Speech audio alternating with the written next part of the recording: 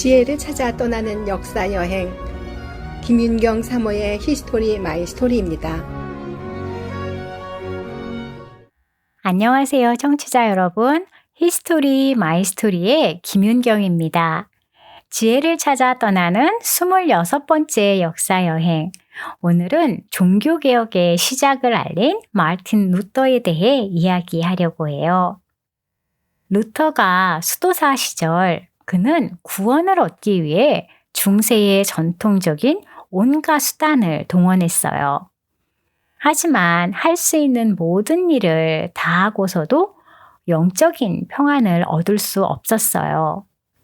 그의 고해성사를 듣던 사제는 루터가 별것도 아닌 죄를 가지고 매일같이 와서 귀찮게 하자 그렇게 고해를 하고 싶으면 살인이나 간음과 같은 죄를 짓고 나서 오라고 핀잔을 줄 정도였어요.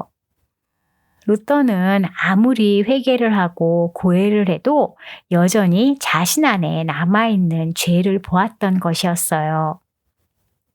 그러던 중 1513년에 루터는 그의 인생 전체를 변화시키게 될 한 가지 통찰을 얻게 되었어요. 비텐베르그 대학에서 시편 강의를 준비하던 중에 루터는 하나님의 의와 구원에 대해 새로운 발견을 했어요. 주님은 의로우시니 나를 도우시고 건져주십시오. 나에게로 귀를 기울이시고 나를 구원해 주십시오. 라는 시편 71편을 묵상하다가 하나님의 의가 항상 하나님의 징벌로 이어지는 것이 아님을 깨닫게 된 것이었어요. 오히려 하나님의 의는 인간을 구원하려는 하나님의 긍휼과 관계된다는 생각에 이르게 되었어요. 루터가 이 운명적인 진실을 깨달은 곳이 수도원에 있는 탑 꼭대기 방이었기에 이것을 탑의 체험이라고 불러요. 이후 루터는 로마서 강해를 하면서 이신칭의 곧 믿음으로 의롭게 된다는 복음의 핵심을 깨닫게 되죠. 복음을 알게 된 루터에게 당시 교회의 가르침은 오류투성이었어요. 그 중에서도 면죄부 판매는 도저히 받아들일 수 없는 행위였죠.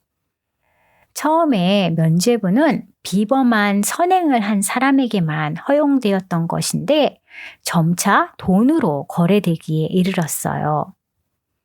14세기부터는 성당 건립이나 병원 건립같이 무엇이든지 조금이라도 가치 있는 일이라고 인정되기만 하면 돈을 거두기 위해서 면죄부부터 팔기 시작했어요.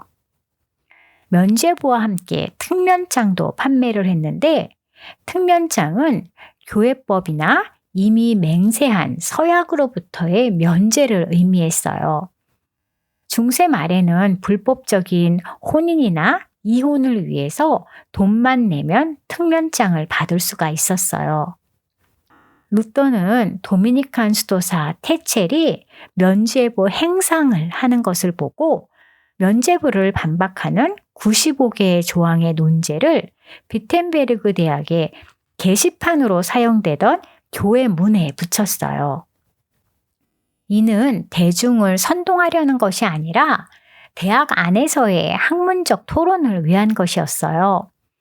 그러기에 루터는 95개 조항을 독일어가 아니라 라틴어로 썼어요. 하지만 95개 조항은 곧 독일어로 번역되어서 대중들에게 알려졌고 루터는 대중의 열렬한 지지를 받았어요. 명실공히 루터의 95개 조항은 종교개혁의 시작을 알리는 사건이 되었죠.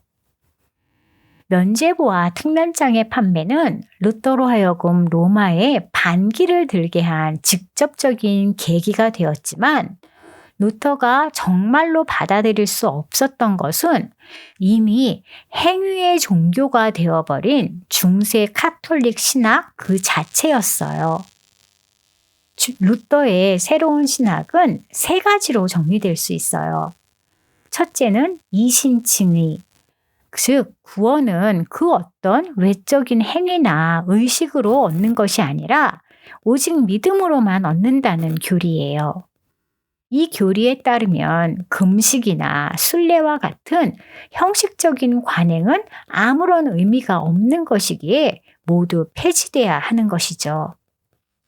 둘째는 오직 성경만이 최고의 권위를 가지며 성경에 나와 있지 않는 전승의 내용은 거부되어야 한다는 것이에요. 세례와 성만찬 외에 성경이 가르치지 않는 성례는 폐지돼야 하는 것이고, 연옥에 대한 가르침이나 성인에 대한 기도도 폐지되어야 맞는 것이었죠. 셋째는 만인 제사장주의예요. 서임된 특정한 성직자 집단만이 아니라 모든 믿는 사람들이 다 하나님 앞에서 거룩한 제사장이라는 뜻이에요. 이 가르침에 따르면 성직자가 가지고 있는 모든 특권은 폐기되어야 하고 교회의 계급 조직도 없어져야 하죠. 성직자의 결혼도 합법화되어야 하는 거고요. 결국 루터의 새로운 신학은 실제적으로 카톨릭 신학과 관행 모두를 뒤집는 것이었어요. 하긴 그러니 종교 개혁이죠. 카톨릭 안에 머물면서 단순히 부패를 척결하는 것으로 될 일이 아니었던 거예요. 그러기에 루터를 선봉으로 하여 16세기에 종교개혁의 물결이 전 유럽을 휩쓸었어요. 오늘 이야기가 왜 종교개혁이 일어날 수밖에 없었고 그 근본적인 내용은 무엇인지 이해하시는데 조금이라도 도움이 되었으면 좋겠습니다. 저는 다음 주 이 시간에 다른 종교개혁 이야기를 가지고 찾아뵐게요. 주님 안에서 오늘도 평안하세요.